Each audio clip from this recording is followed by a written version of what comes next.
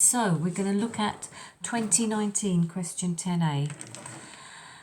A particle moves along a straight line.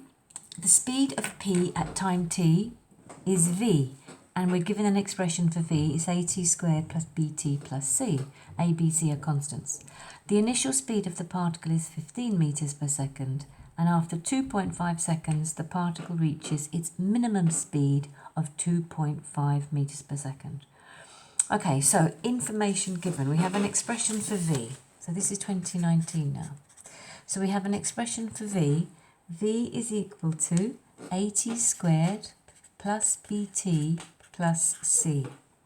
And it tells me a couple of things. It says that we're given speed and time. The speed of the particle initially is 15. So at time 0, the speed is 15. And the other one it says is that after 2.5 seconds, the particle reaches a minimum speed of 2.5 meters per second. So I'm going to put again minimum speed of 2.5 meters per second after 2.5 seconds. Okay. I've got to find the value of A, B, C in those equations. So first of all, let's literally see what we've got here. We've got t is 0 and v is 15. So I'm going to put those values into that equation. And this will give me a 15, v is 15, when t is 0. These two will go to 0, of course, which means that c is 15. So that's the first thing. The other thing is that I know is that v is 2.5 when t is 2.5. So I'll put those in as well. So that's the first. First of all, I put in the first set of conditions. Now I'm going to put in the second thing I know, which is that v is 2.5 when t is 2.5. So 2.5 squared will give me 6.25 by A plus 2.5 by B, and of course c is 15. So I'll put that in. That's my second expression. Right, so where do I go from here? Let's tidy this up a bit. I'll bring over that 15, and that will become minus 12.5 is equal to 6.25a plus 2.5b. Okay, so I'm here now, and where do I go next? I am told something. I'm told in the question that the minimum speed is 2.5. So where did minimum come from? Okay, so if the speed is at squared plus bt plus c, minimum speed would be dv dt. I differentiate with respect to t, and that would give me 2at plus b, and then I put that equal to 0, of course. I put my dv dt equal to 0 to get max min, and when I do that, that will give me an expression for b. I'll say 2at is equal to minus b. And that means that this is when it's a minimum. This is a minimum when t is 2.5. I'm told that in the question. So if I put in 2.5 for t, that gives me 5a is equal to minus b. Okay. So b is equal to minus 5a.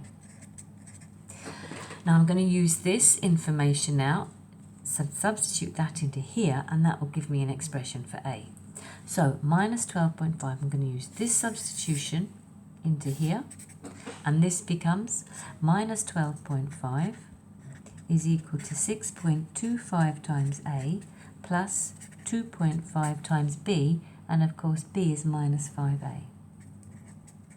And when I work that out, this will become minus 12.5 is equal to 6.25A minus 12.5A. So minus 12.5 is equal to minus 6.25a, so that means a is equal to 2. All right, now once I have that, I now have b. So if a is equal to 2, that means b must be equal to minus 10.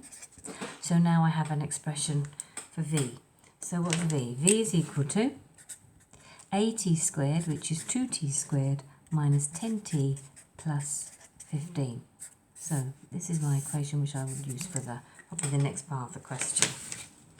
Okay, so I found the value of A, B and C.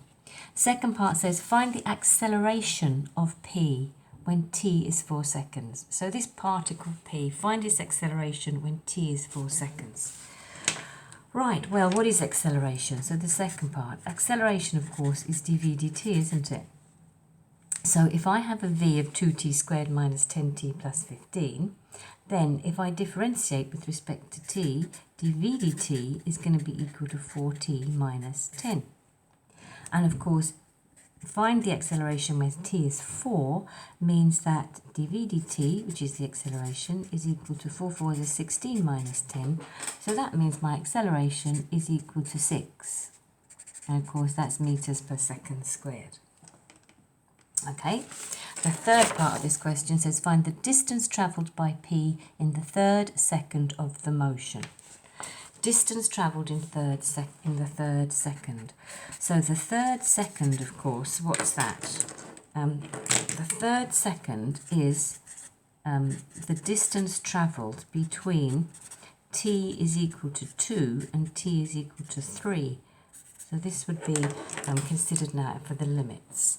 So my distance between t is equal to 2 and 3, I don't know what the distance is at t to the second 2, but I want to find the distance 1 second later. So this will now become my limits. Okay, so what do I know? I know that acceleration is dv dt, and I also know that v is 2t squared minus 10t plus 15. So I think I'm going to use that for the expression for v. So v is equal to 2t squared minus 10t plus 15, because remember I can change that to ds dt. So ds dt is equal to 2t squared minus 10t plus 15. And if I separate those variables, this will become 2t squared minus 10t plus 15 times dt. I'll integrate both sides using limits here that I've already chosen. So s is going from, I'll turn them round, s to 0 and 3 to 2 for the time. And then when I put those in, when I integrate this will become s equals 2/3 t cubed minus 10t squared over 2 plus 15t. And then I'll put in the limits, and this will give me s, that will be from s to 0, is equal to 2/3 3 cubed minus 10 into 2 will go 5 times, 5 3 squared plus 15 times 3. And I'm going to subtract the limits, the time when for 2 seconds, so that will give me, so that's time for 3 minus 2/3 3 squared, or sorry, 2 cubed minus 5 times 2 squared plus 15 times 2. Okay, and when I work all that out, this bracket here, s is equal to, this bracket here will become 18. And of course, this one over here, I'll subtract 15.33 from it. And that will give me a distance then of 2.666 meters, so 2.67 meters. Okay, so that's part A of the question. Now let's look at part B of the question. Part B of the question says that a particle of mass m falls vertically downwards under gravity. At time t, the particle has speed v, and it experiences a resistance force of magnitude kmv, where k is a constant. The initial speed of the particle is u. You've got to get an expression for v. Okay, so I'll just get rid of this. And we'll start now with this question. So here we've got a particle. Here it is. And it's falling. So if it's falling downwards, this acceleration is acting in a downwards direction. What forces are acting on it? Okay, so we have a weight force, mg, acting down. And it says that there is, it experiences a resistive force, of course, which would act in the opposite direction. And we're told that the r is kmv. Okay, we've got to get an expression for v, so we've got to write an equation of motion. So, in order to do that, we've got forces, so we need to find a link between forces and motion. So remember, F nets, in this particular case, are equal to the downward force minus the upward force. The F nets, of course, means MA. So MA is equal to mg minus kmv. Kmv is, that's my resistance force. I'll get rid of the m's all the way across, so A is equal to G minus kv. Okay, I'm asked for an expression for V, so in order to get V, I'll change this A to dv dt. So dv dt is equal to G minus kv. I'll separate the variables, so dv is equal to G minus kv times dt, and I will integrate both sides. Now, look at this here. I'm going to separate the variables first. So dv, I should separate the variables before I put in my sign here. So dv over G minus kv, I'm keeping that together now, that's equal to dt. So that's one package. Right, this is what I'm integrating. Sorry, not that bit there. This is what I'm integrating. Now, if you look at the question gave you a little note at the end. It said that when you integrate dx over a plus bx, your answer is 1 over b by the ln of a plus bx plus c. So these little equations will be given to you if it's something that it isn't in the log tables, or you might not find it, or you might not know it. Okay, so if I just compare the variables here at the moment with what I have. So I've got dx over a plus bx is equal to 1 over b by the ln of a plus bx plus c. Okay, so if I compare the variables there, I can see that my a is g, b is minus k, and x is v. So looking at these two things here, Right then, so when I integrate this, bearing that in mind, this will become minus 1 over k by the ln of g minus kv plus c, and that's equal to, when I integrate dt, I just get t. Okay, I'm going to find c now, my initial conditions. My initial conditions were, I'll go back to the question, at time t the particle has a speed of v, and the initial speed of the particle is u. So at time 0 the particle speed is u. So when t is equal to 0, v is equal to u. So if I put those in, this will give me minus 1 over k by the ln of g minus k u plus c is equal to 0. So that means that c is equal to 1 over k by the ln of g minus ku. Now I'll substitute that c back into this equation here. So this becomes minus 1 over k by the ln of g minus kv plus 1 over k by the ln of g minus ku. And that's equal to t. Okay. Now because these two ln's are subtracted from each other, I'll write them as a quotient. So this becomes 1 over k by the ln of g minus ku over g minus kv, and that is equal to t. Now I'm asked to show, the question says show that v is equal to this expression. So my v is tied up here inside the ln's, so I need to get rid of that. Okay, so I'm going to release the v. So to do that, I'll cross multiply first of all. That's g minus kv under the line is equal to k times t. I'll get rid of the ln by e both sides. So this will give me g minus ku over g minus kv is equal to e to the kt. I'll swap these fellows around. So g minus ku over e to the kt is equal to g minus kv. And this now will become g minus ku by e to the minus kt is equal to g minus kv. Okay, and then just to get kv on its own, what I'll say is kv is equal to g minus e to the minus kt by g minus ku.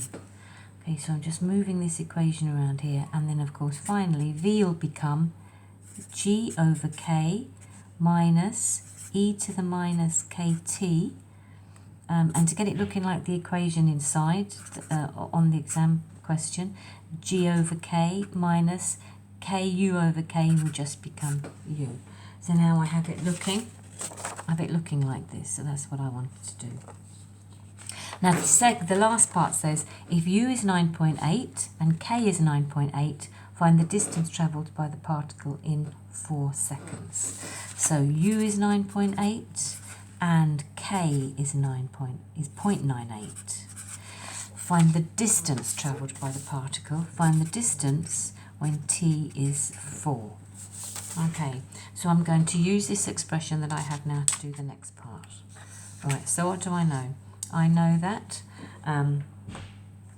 v is equal to g over k minus e to the minus kt by g over k minus u. G over k minus u. Okay, and it's a distance expression I want, so I'm going to change this to ds dt. ds dt is equal to this now, g over k minus e to the minus kt by g over k minus u. I'll separate the variables. ds is equal to g over k minus e to the minus kt by g over k minus u by dt.